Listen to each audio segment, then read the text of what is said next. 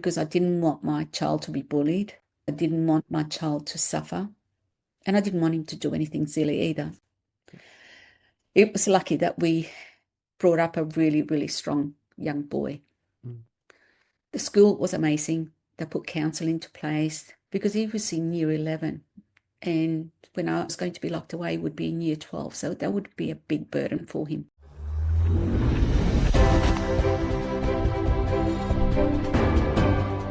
Hey, welcome to the show, Leading and Growing Your Real Estate Business. This is Coach James Short, aka Shorty. And this is a show for those within the real estate industry wanting to lead and grow their real estate business. It's a series of interviews that we conduct for those within the industry. So we're finding out what those leaders are within the industry, what makes them tick, what's their story, what are their strategies, and how to become the leaders and the growers within the industry. But also it's an interview series with those outside of the industry. I'm always a big believer of looking at a whole different part of the pie rather than just focusing on one part of the pie. Because what it does, it allows you to have a different perspective, allows you to get snippets or golden nuggets from those outside of the industry that can look in the industry and go, there's a different perspective. And so I encourage you to reach out to the guests. I encourage you to lean into these series to find out how can these pieces of information, experiences, stories help you lead and grow your real estate business. Ladies and gentlemen, get ready for an incredible interview. Oh my goodness, this next lady has got a story to share, and she is changing stigmas and perceptions. Connie Paglianiti, the pocket rocket who's breaking chains and shaking stigma. Connie's a powerhouse speaker, best-selling author, and award-nominated changemaker who went from prison to purpose and isn't afraid to talk about the parts most people hide. Known as the event manager extraordinaire behind iconic celebrity events and the founder of the Breaking Chains movement, she is on a mission to rewrite the narrative around addiction, incarceration, and second chances. Connie's lived experience is raw, real, and unforgettable. She has taken the darkest chapters of her life and turned them into a rally cry for courage, resilience, and reinvention. Whether she's on the stage, in a boardroom, or behind a microphone, her message is clear. You are not your past, and it's never too late to rise. She's spoken on global stages, best features in Marie Claire, Australia, and just released her debut memoir, From the Shadows into the Light, a #1 bestseller in 5 countries. Ladies and gentlemen, let's bring it to the show. Connie, thank you so much for joining us. Thank you so much, James. That was Wow. an introduction and a half. Wow, what a journey you have been on. So let's go back to the humble beginnings of where this journey started for you. Are you talking about when I arrived in Australia back in Yes, 1979? let's go there. Yes. Let's go there. Well, I was brought up in a little tiny village in the south of Italy, Calabria. I think there were 1,500 people at the time. Now there's only about 600. Oh, wow. Slowly. Well, the young ones are moving because there's not much of a life there. So Dad decided to bring his 4 kids to Australia. It was either Australia or France. So Australia won. So I came out when I was 11, not speaking a word of English. And so I had to learn a new language, which I was really excited because I love languages. I love learning. And I'm still learning at the age of 67. I went back to uni last year. So it's been an amazing journey. I wanted to be an actress and a singer. And of course, Southern Italian girls don't do that. So mum and dad were totally against it. My dad was a very hard disciplinarian because that's the way he was brought up and he thought that's the way he should bring it. I was known as my goody Miss Shoes in my family, so I never did anything wrong. And I worked in various different places doing administration, bookkeeping, etc. Then 29, I went overseas for 2 years in London. So I worked in one of the 5th largest banking in the UK, TSB. Then from there, I went to an engineering company doing payroll. And eventually I had enough of the cold weather. So I came back to Australia and worked in a bakery here in West Heidelberg. And From there, I started studying accounting. I didn't quite finish it because after 2.5 years at the bakery, I actually left and started my own business, doing administration, financial services, bookkeeping, etc. So I used to go around companies doing their books, but also finding people that defrauded the company as well, stole money. So I did that from 1991 till about 2008. Mm-hmm.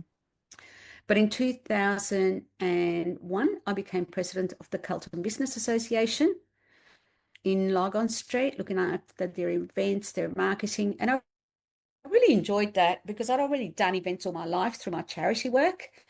So I was on the committee, the AIDS and Arts Committee, for about 10 years. That's how I met my husband at 38, through my charity work. And because the business took over I stopped doing my accounting degree because I was working 24/7. I couldn't just fit it in. So I was about 12 months away from getting my degree. So in 2008, after I stood down from the Carlton Traders Association, I turned my business into an event company. But I still had a few clients left from my bookkeeping, and there was one specifically that was with me for over 20 years. Wow. And we became friends. Mm-hmm. He trusted me with his life. But unfortunately, in around 2012, I met this person who wanted to do the events with me. And he was, what did he used to call himself? A fob, fresh off the boat from Italy. And so he became my business partner in another company. But I didn't realize what I got myself into until it was too late. We did an event at the exhibition building and the bills were piling up, but he wasn't putting any money in. In total, I think he put about $10,000 when I kept pushing him. So by the time he finished and ended, I was left holding the baby with over $1 million worth of debts. Ooh. I pulled money out of my credit card, my other business, you name it, but that wasn't enough. So I was still left with over $400,000. So I went to a place where I never thought I would. I stole money from that very, very good client of mine to pay the debts. Mm. That got me depressed.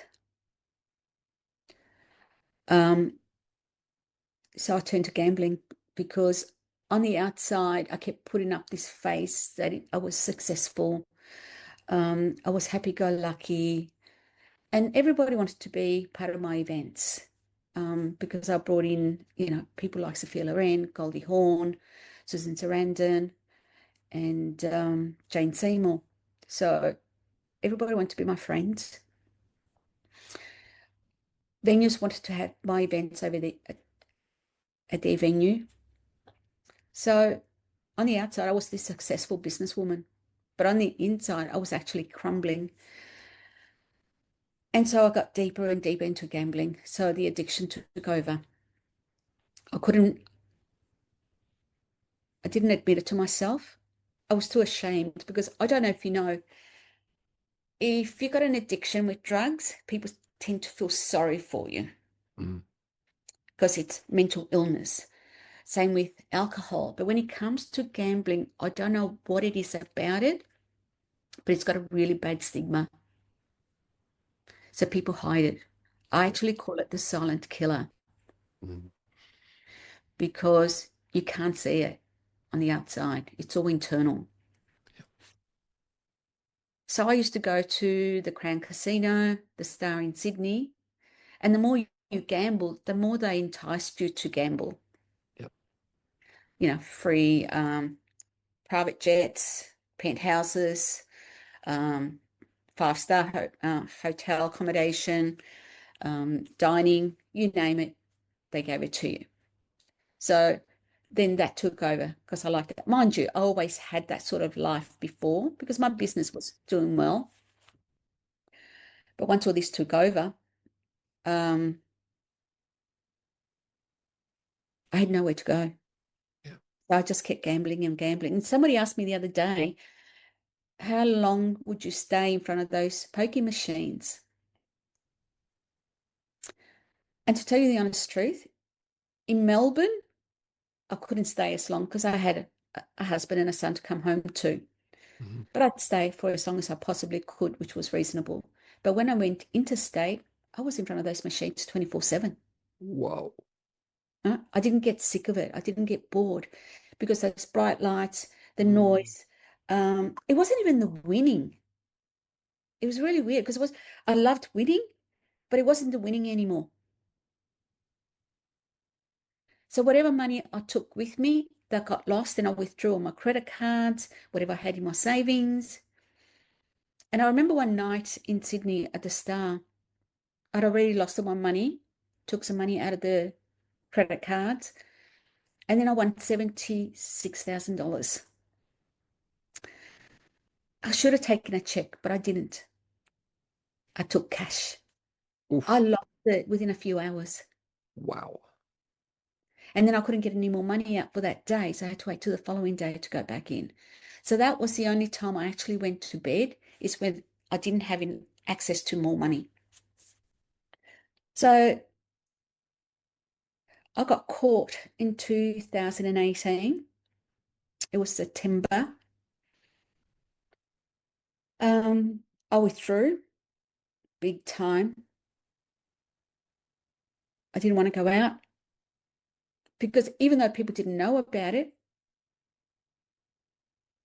I knew I got caught. Mm. And the night that I got served those papers, it was a Monday night in September 2018. My son actually answered the door because there was a knock, and I was in my bedroom. And all of us, I knew that it was them, but I thought it was going to be the police coming to arrest me. All of a sudden, I heard voices saying, "Is Connie Paglianiti home?" So he calls out, "Mum, Mum, it's for you." I didn't want to go out, but I did. Anyway, there was a burly man standing there with a big, thick envelope, but he wasn't the police. He asked to confirm my name, which I did, and he hands me this big, thick envelope and he goes, "You've been served." So I said, "Thank you," slammed the door and went back to my room. So my husband and son followed me. And they said, "What have you been served with?" I still tried to hide it. I didn't want to tell them. Eventually, they pushed and pushed and pushed, and I just broke down. And I remember this night like it was yesterday. The disbelief on my husband's face will remain with me for the rest of my life. My little boy was horrified. He was only 15 at the time. And I remember his words so clearly. He goes, "Mum, don't do anything stupid because I need my mum." And if I was broken then, that double broke me. Yeah. And I still have tears every time I think about those words. My husband kept blaming himself. Why didn't I see it? Why didn't I see it? Why couldn't I see the signs? And I just said to him, "You couldn't have seen it because my outings didn't change because I was always out all the time because of the events, going Yep. to meetings, and that so on. And a lot of it was done during the day too when I was supposed to be working. So there's no way you could have known. But still to this day, sometimes he still blames himself. But what worried me more than anything was my son, 15. He just lost his grandfather 3 months before that he was very, very close to. That's my dad. And now having to lose his mother.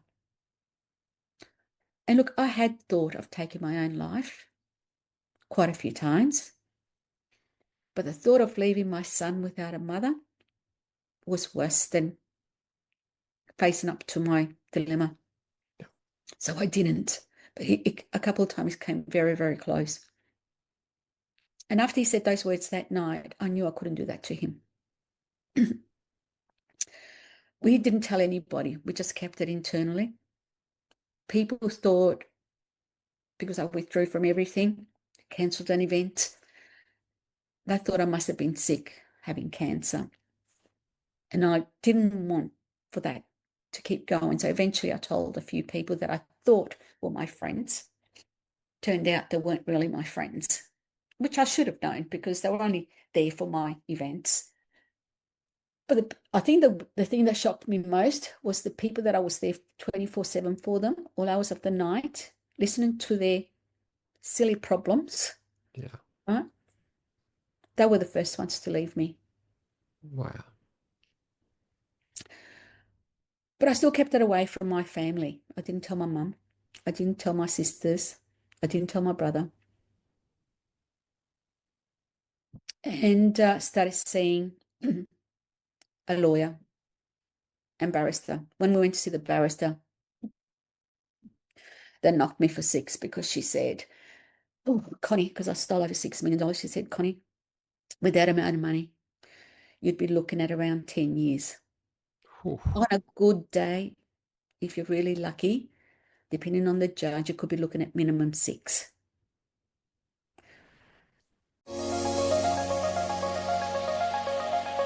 Hey guys, just a little side note here. How's it going? Are you on track this year? I know that sometimes this part of the year we can feel like we're in a bit of a grind, a bit of in the trenches. Are you on track from the original plans that you set out for the rest of this year? What I've realized is that with this time of year, we get so distracted and we've got trying to chase so many shiny balls and go down so many rabbit holes. And that's why I created a program called the 90. It's a framework that actually allows you to achieve more in 90 days than ever before. Some of the feedback that we've got from some of the people that have used the process, the 90, is that they've achieved more in 90 days than the whole previous year. So if you'd like to have the tools, have the techniques, have the framework on the 90, so you and your team can achieve more in 90 days than ever before. What it does, it impacts you of how to get clear, what you need to do, and who you need to be to show up in order to achieve the things you want to achieve over the next 90 days. Simply head over to jamesshort.com.au, click on join the waitlist, fill in your details, and one of the team members will be in touch and take you through the 90 framework. On with the show.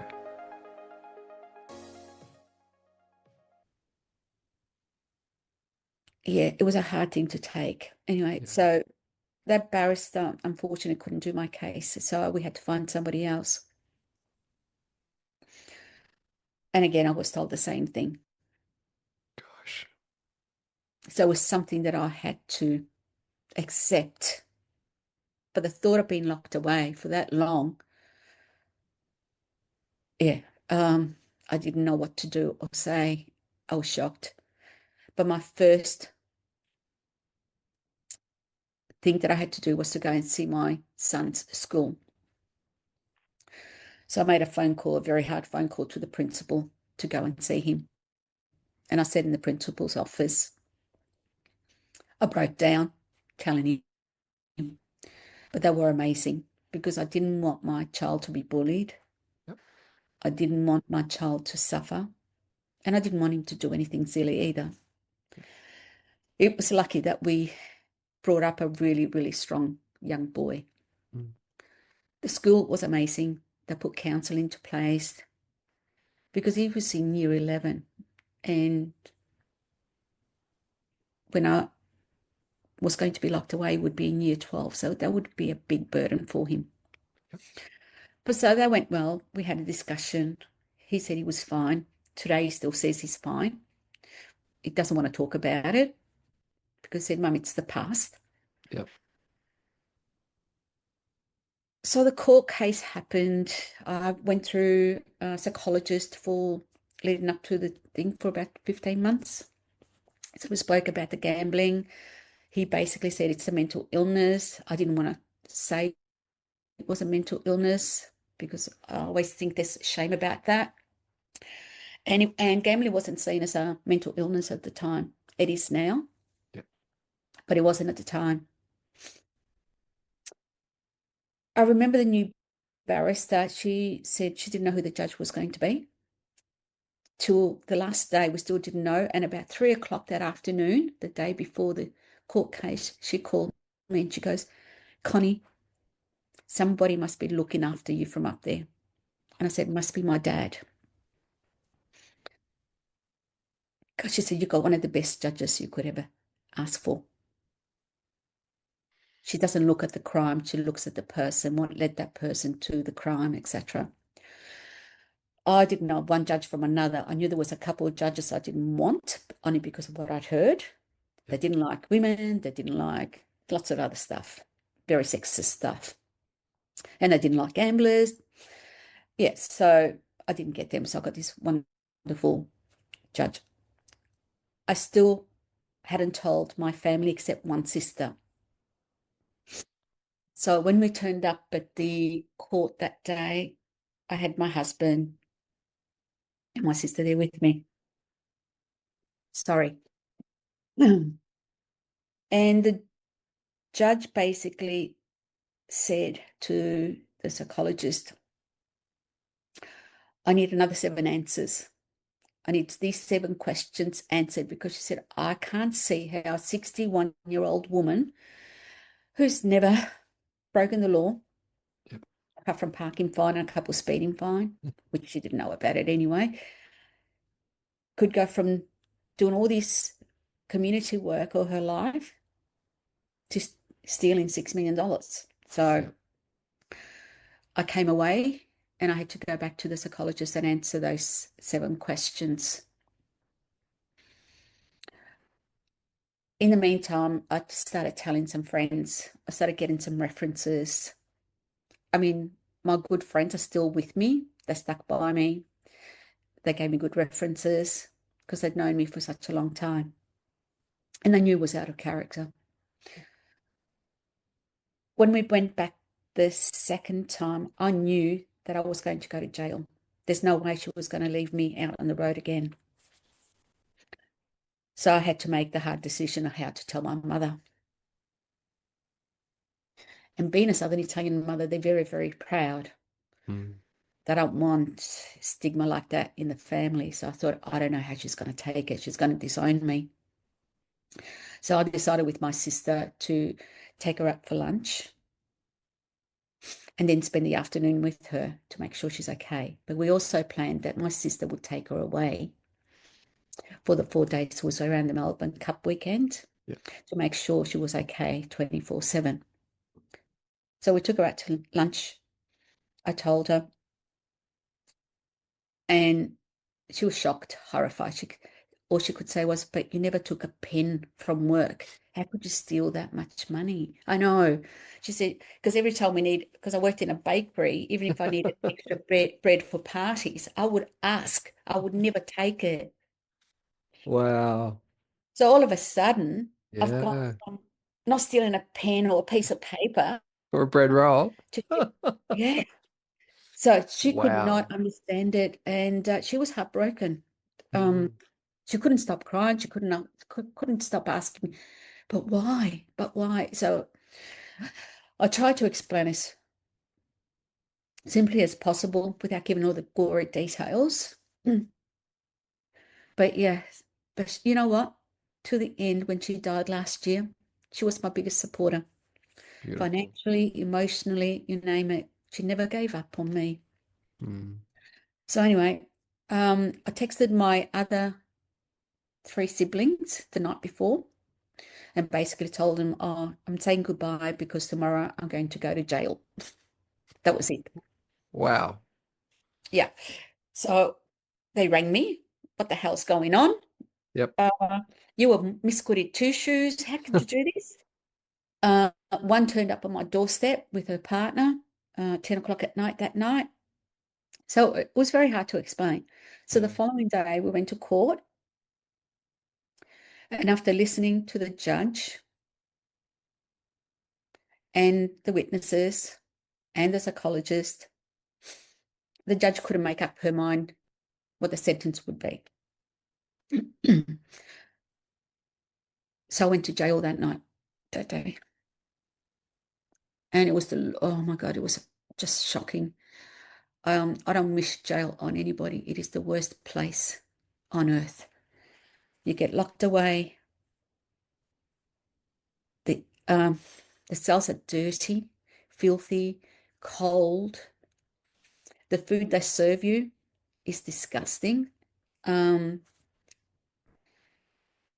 no wonder people get fat in there because there's very little food. Mm. You get a little bit of wheat bix in the morning with milk and maybe an apple or a banana if you're lucky. So that's about 8:30. 11:30 you get lunch, which is a stale roll with some lettuce, one piece of tomato, maybe one piece of ham or cheese or whatever. And then at 4:30 you get this slop of a meal in a little plastic container, and that is it. Wow. And I couldn't eat the food in there. So I just lived for the first couple of weeks until I went into my own unit. And you couldn't go into your own unit until you got sentenced. So it was one of those hard things to take. So I used to eat crackers and cheese that I bought, Tim Tams, and maybe a fruit or two. And that was it for the 2 weeks that I was in there. Eventually, I had to go back to court again to get sentenced. When I got there, I found out that the judge had allowed one of the TV stations to come into the court. Wow. I was heartbroken. It was bad enough that I had to put up with the shame that was in the paper on page 2 of the Herald Sun at the time, but then to have the media in there. But one thing she said to the media is, you cannot have the camera on her. You can only have it on me. So that was the only good thing. Anyway, I'm sitting there, tears rolling down my eyes, down my face. And all I kept hearing was 16 months for this, 12 months for that, 6 months for this. And it just kept on and on and on. And I thought, oh my God, I'm going to rot in jail. When she's finished, she walked out. They took me downstairs and I waited for my barrister and my lawyer to come down. And they said, Connie, you should be happy. I said, what do you mean I should be happy? I've got years and years. No, they said, no, you haven't got years and years. And I said, but it was 16 months. And I repeated. And they said, no. They said, you've got 2.5 years on the bottom, 4 years on the top. And I said, please explain, because I have no idea what that means. So they basically said, if you're good, you get out 2.5 years. Wow. And you do the rest, 18 months on parole. I mean, 2.5 years was still a long time. Yeah. It was better than 6 and 10 years. Yep. So I accepted. So I went back to jail. As soon as I walked through those gates, I had all these prisoners come. They knew how much I stole. They knew how long I got. They knew everything about me because I was the news prey every hour. So I couldn't hide anymore. Yep. So I moved into an open unit, and after 3 weeks, they sent me to the low prison in the country 2 days before Christmas. So here I was, organised Christmas lunch in jail at the high security, bought got all the food together. But 2 days before, they sent me to the other side. Wow. When I got there, they didn't have much food left because it was 2 days before Christmas. So all I got was some hot dogs, those Aussie sausages, which I don't eat, some dried pasta, etc., because all the turkey had gone, everything had gone. So I get to myself, and there's about another 6 other women there, and 2 of us that just arrived. And basically, there's this big woman. She goes, I'm cooking Christmas lunch. I thought, okay, fine. But she was filthy. She was dirty. There was no way I was going to eat her food. The place was disgusting. The cell I had to, again, clean up from top to bottom. But even the living area and the kitchen and the stove was just horrible. So I didn't eat much for Christmas Day either until I got my own food. And in the low security one, you could also buy your own food because for $44, you didn't get much, which was the allowance they allowed you to spend on. And the prices were very high. But we were lucky in the low security that we were allowed to spend our own money to add more food. So I stacked up week by week. And that was the worst 12 months I ever spent. But I didn't want to go away from the low prison because towards the end, you could actually go home and visit for a day. So that kept me there. But I hated it. I got bullied by 6 women that were jealous of my sentence, I found out later. The officers, because I had a real country mentality. And they thought anyone that committed white collar crime was self-entitled. And we weren't. We had our own issues. I always believe that people that have an issue, an addiction, have an underlying issue. Mm. But their solution was to put you on drugs, Right. antidepressants, anti this. And I'm not one of those. I don't like medication. So I lasted there 12 months. I became the prisoner representative to management on the committee. And I think that's another reason why I got bullied, is because I did take the issues that the women were bringing up to me to management. And I kept hearing but that was dealt with 12 months ago or 18 months ago. And my answer was, well, hang on. If it was dealt 12, 18 months ago, why is it coming up again and again and again? So it couldn't have been dealt with. And after 12 months, again, a couple of days before Christmas, again, I had bought all this food to do a luncheon because I love cooking and I was a decent cook. And most prisoners actually couldn't cook. Believe it or Right. not. I couldn't believe that women that had kids couldn't cook. So I said, okay, I'll do the lunch. So we had the first course, second course, third course. It wasn't anything spectacular, but it was something. Like I said, a few days before Christmas, I'm still 100% sure that it was the operations manager that orchestrated all this. Two women went around the prison saying that I was a police informer. Oof. And you do not want to be known as that in a prison. Gosh, no. Okay. So they locked me up. And he told me that within 24 hours, he would get to the bottom of it and all fixed up. Except didn't even wait 24 hours. 24 hours. The following morning, they packed all my stuff. I couldn't even pack it myself. And they sent me back to the high security. No explanation, no nothing. It's for my own safety. But hang on.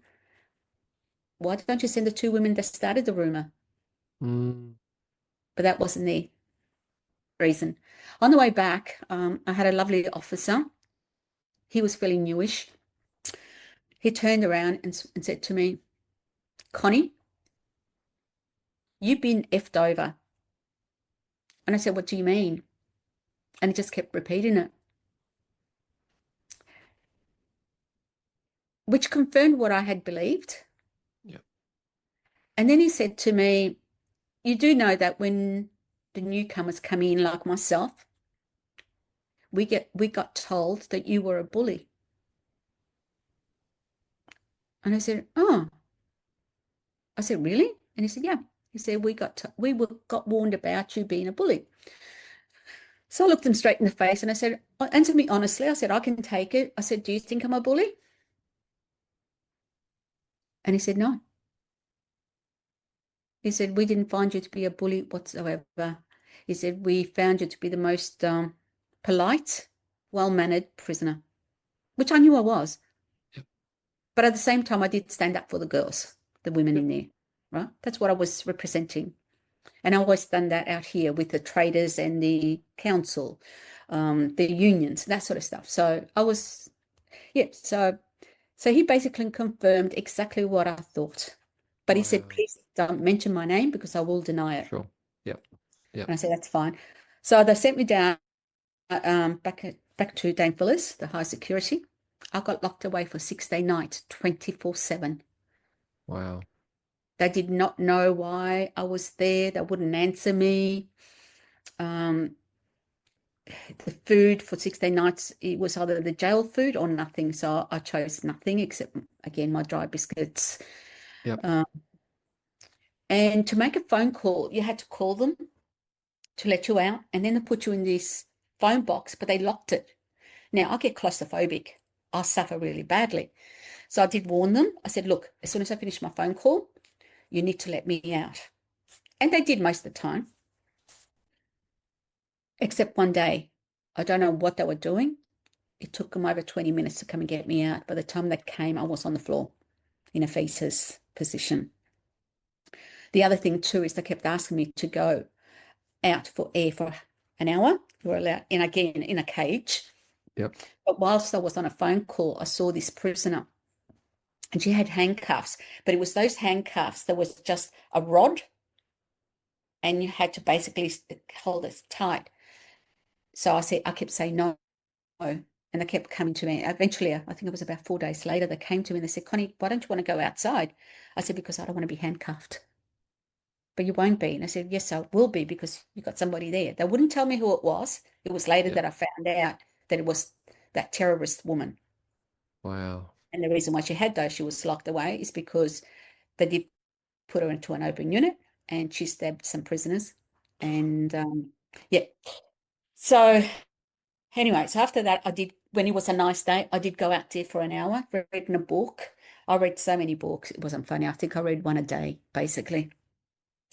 After the 16 nights, then I got released and went to another lockdown unit where they allowed me out of my cell in the morning for breakfast, at lunch for an hour, and then in the afternoon for another hour.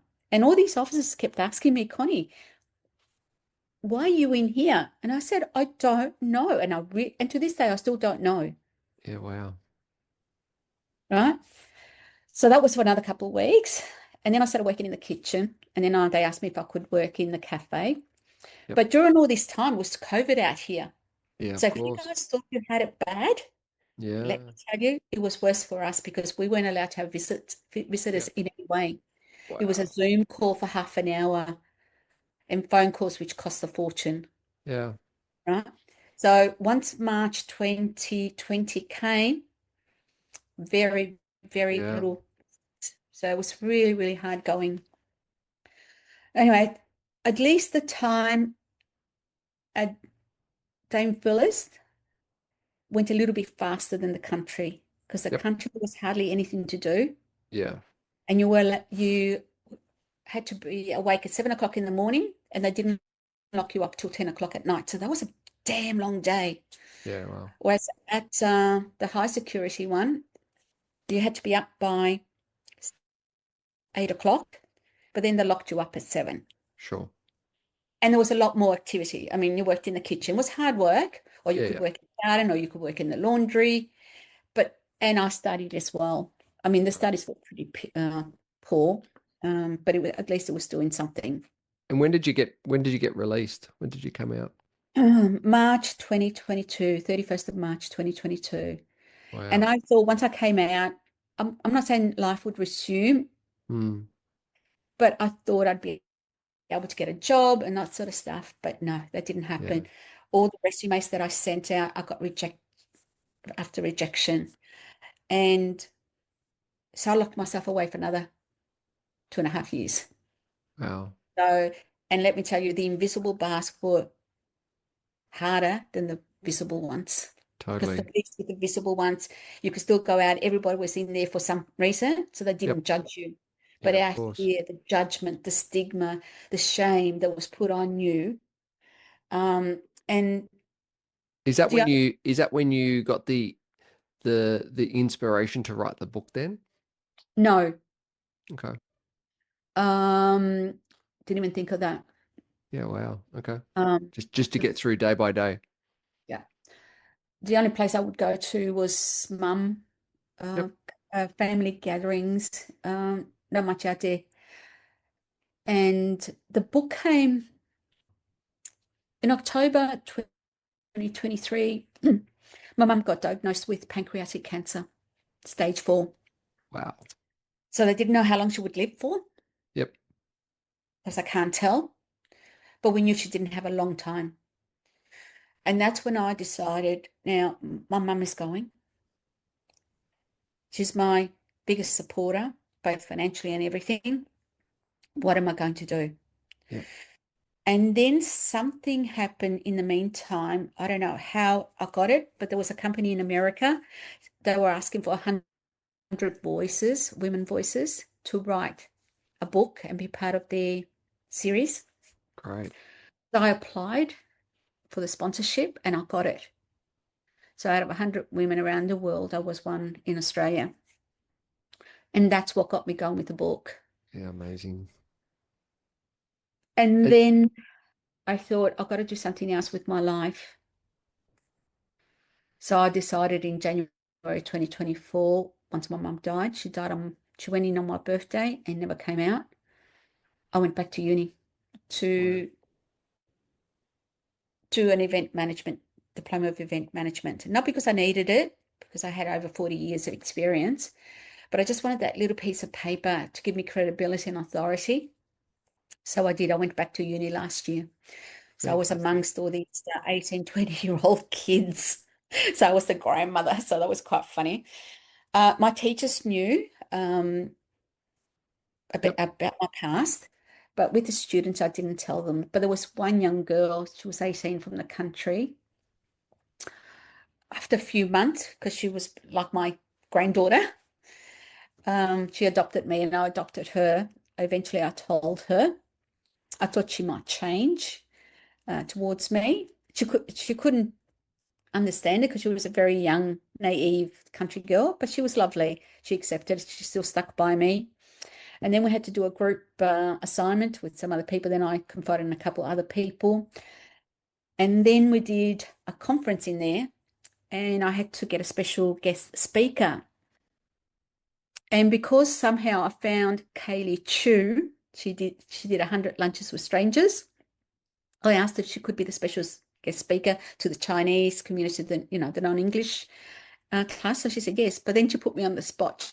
She got me up there and got me to talk about my story. So I basically told my story to about 70 students in Wow.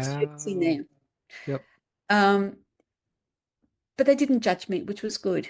And that's Beautiful. what I love about the speaking community. Yep. They're very non-judgmental. And I hope to God society becomes like that. And that's what your mission is now is getting out and spreading the word through speaking, through different events that you're putting on, and also for your book, which is absolute phenomenal work that you're doing. Mm. Where's the best place to get your book and to actually book you in as a speaker? Okay, the book is actually available on Amazon, on a website, or you can go to any bookstore or Booktopia. Look it up, From the Shadows into the Light by Connie Paglianiti, and you can order it. So that can be done that way. If you want to book me to speak, and I speak on two different levels. I speak to the people with addictions and their family and friends. Um, through the Respin program or individually for myself, but I also want to go to boardrooms, to HR, to corporates. One, I've been on both sides. I went in to look for the fraud. I became the fraud, Yep. right? So I got the experience on both ends. But I also want to speak to them about giving people that are coming out of jail or have had an addiction, etc., give them a second chance. Yeah. And I'll talk about the four E's. And the four E's are employment, education, environment, and what's the fourth one? Education, employment, empowerment. Yeah. So empower Beautiful. these people, educate these people. I'd like to see that education in jails is lifted. Yep. Because at the moment, it's very mediocre. There is no rehabilitation. If people think people are being rehabilitated in jail, they got rocks in their head. Mm. They're not. Yeah. So If you true. go in with drugs, addictions, they're just giving you more drugs, the legal ones. Yep. But when you come out, what happens? You go back to them, Correct. right? Yeah. Right. So you can't do that. If I didn't have a place and a home to come out to, um, and the and and the support that I've got with my husband, my son, and my mum, then I don't know where I would have been. I would have been homeless, so I could have been back there again. Yep. You don't want that. It costs the community so much money that could be better spent on other things. Yeah. Look, if you're dangerous to the community, you're violent, lock them away. I mean, I always say, and probably people won't like this, but there are three types of people. People that shouldn't be in there, they should be in rehab. People that should be in there to do their time, depending on what they've done, and people that should never be let free. Yep. Because I lived with some of the most dangerous women. Mm. And I remember officers even saying, because I worked both in the men and the women, they prefer working in the men's prison than the women's prison Wow. because men have a punch up and get over it. Women don't do that. Yeah, exactly. And in there, we don't work together. That's why they keep saying, oh, but men get this, men get that. Men work as a group to get what they want. Yep. We, as women in there, we fought against each other. Mm. So, and numbers is what gets you things. Yep. Once you start shredding each other, it's not going to Doesn't get you. work. No, Doesn't work. no. Connie, really appreciate your journey and sharing your journey. And I think it's an important journey to get out there to the community. And I encourage everyone to jump onto Amazon, get your book you in for a speaking gig at their next conference or their next boardroom meeting. You are changing the perception and the stigma out there in the community. And I just want to say from my heart to yours, thank you very, very much for doing what you're doing and sharing your story and changing the perceptions and how people think about certain situations in life. And really appreciate for you being on the show today. Thank you so much. And if I can say one thing, if you know somebody or you are somebody who's got an addiction, ask for help because that's not weakness, it's actually strength. And I Beautiful. made that mistake. I thought it was strength not admitting it, but it wasn't. It was actually weakness on my part. Thank you very much.